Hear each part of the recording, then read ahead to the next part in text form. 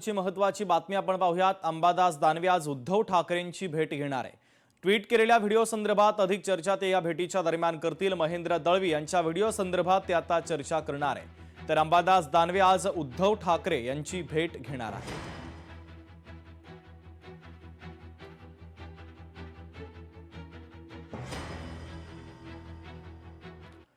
तर आमदार दळवी असं करू शकत नाही असं महेंद्र थोरवे यांनी म्हटलं। दानवेंनी ट्विट केलेल्या व्हिडिओ संदर्भात आमदार महेंद्र थोरवे यांनी प्रतिक्रिया दिली आहे। दानवेंनी अधिवेशनादरम्यान जाणीवपूर्वक व्हिडिओ व्हायरल केला। अंबादास दानवे यांना तटकरेंची साथ असू शकते।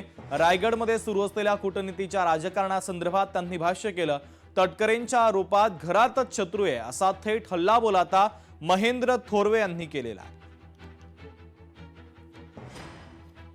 मला पूर्णपणे आत्मविश्वास आहे की आमचे आमदार महेंद्र दळवी साहेब असं काही त्यांच्याकडनं हे शक्य नाही आहे। परंतु अंबादास दानवे यांनी हे जाणीवपूर्वक त्यांनी त्या ठिकाणी हा व्हिडिओ व्हायरल केलेला आहे।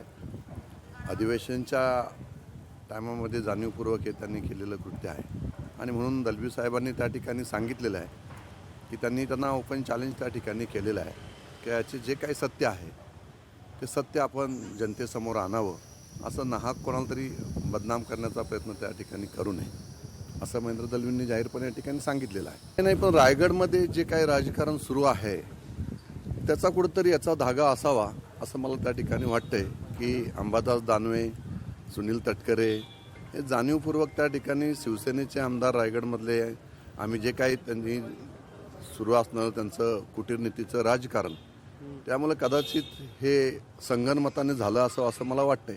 असू शकतं, कारण पूर्वीपासूनच मातोश्री आणि सुनील तटकरे यांचं साटेलोटे आहेतच, त्यामुळे कदाचित हे होऊ शकतं।